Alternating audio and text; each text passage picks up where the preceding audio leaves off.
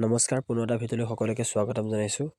RBI ফালৰ পৰা নতুনকৈ ভেকেঞ্চি খালী হৈছে, য'ত নেকি ইণ্ডিয়াৰ সকলো ল'ৰা ছোৱালীয়ে এই পদসমূহত এপ্লাই কৰিবলৈ পাৰিব আৰু বিশেষকৈ অসমৰ সকলো ল'ৰা ছোৱালীয়ে এই পদসমূহত এপ্লাই কৰিবলৈ পাৰিব।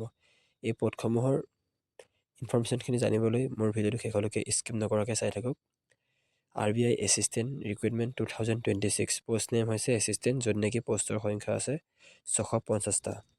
এই পদসমূহত এপ্লাই কৰিবলৈ হ'লে এডুকেশ্যন কোৱালিফিকেশ্যন কিমান বিচাৰিছে আপোনাৰ মেক্সিমাম বেচেলৰ ডিগ্ৰী অৰ্থাৎ ডিগ্ৰী কমপ্লিট কৰা হ'লেই হ'ব। মিনিমাম 50% মাৰ্কছ থাকিব লাগিব।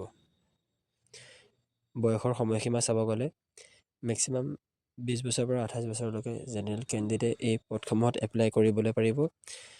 আৰু বাকী ৰিলেজেশ্যন পাব SC ST 5 বছৰ, OBC পাব 3 বছৰ, PWD পাব অৰ্থাৎ 10 বছৰ পাব জেনেৰেল EWS থকাসকলে, আৰু 13 বছৰ পাব OBC, 15 বছৰ পাব SC আৰু ST। এই পদসমূহত এপ্লাই কৰিবলৈ হ'লে কিছুমান অনলাইন ফিজ দিব লাগিব, য'ত নেকি কেটেগৰী ৱাইজ চাব গ'লে জেনেৰেল OBC EWS দিব লাগিব 450 টকা আৰু GST দিব লাগিব।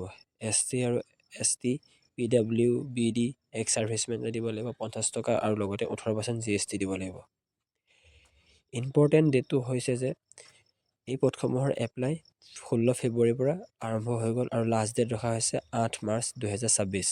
আৰু ইয়াৰ কিছুমান টেষ্ট লোৱা হ'ব। সেই টেষ্টকেইটা যেনে তলত মেনশ্যন কৰা আছে যে চিলেকশ্যন প্ৰচেছ আপোনাৰ ফাৰ্ষ্টে আপোনাৰ প্ৰিলিমিনাৰী এক্সামিনেশ্যন হ'ব, য'ত অবজেক্টিভ মাৰ্ক থাকিব 100 মাৰ্কৰ প্ৰশ্ন আহিব, 60 মিনিট টাইম দিয়া হ'ব। তাৰপিছত মেইন এক্সাম হ'ব, অবজেক্টিভ মাৰ্ক থাকিব 200 মাৰ্কৰ কুৱেশ্যন আহিব আৰু 135 মিনিট দিয়া হ'ব।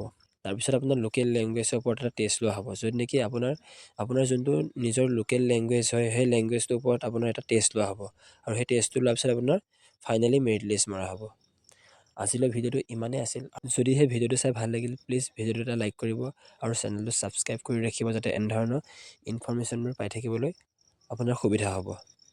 ধন্যবাদ।